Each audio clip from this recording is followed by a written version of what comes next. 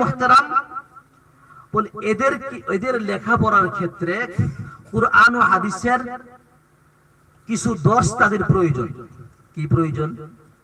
আর দর্শটা মুনাজ্জাম হওয়া চাই বা তরতিব হওয়া চাই।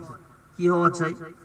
দেখেন, অনেকের প্রশ্ন যে হুজুর, আমি তো আমার বাচ্চাকে বাসায়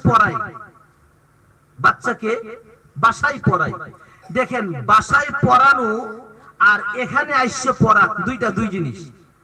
যখন এই মাকতাবে আইসা পড়বে সে দিন শিখবে, বাসায় যখন পড়বে সে কুরআন শিখবে। কি শিখবে? মাকতাবে আসলে সে দিন শিখবে, বাসায় থাকলে সে কুরআন শিখবে। পার্থক্য কি? পার্থক্য হলো আসমান আর জমিন।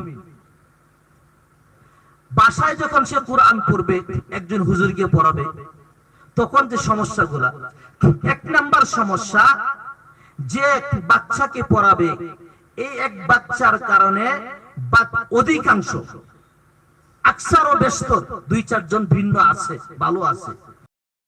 দেখা যায় বাচ্চার মা বাচ্চাকে সামনে নিয়ে আসতেছে হুজুরের সামনে।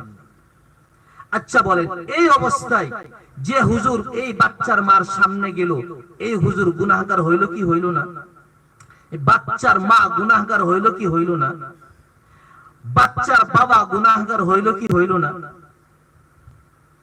আমাকে একটু বলেন তো, আমাদের সমাজে কয়টা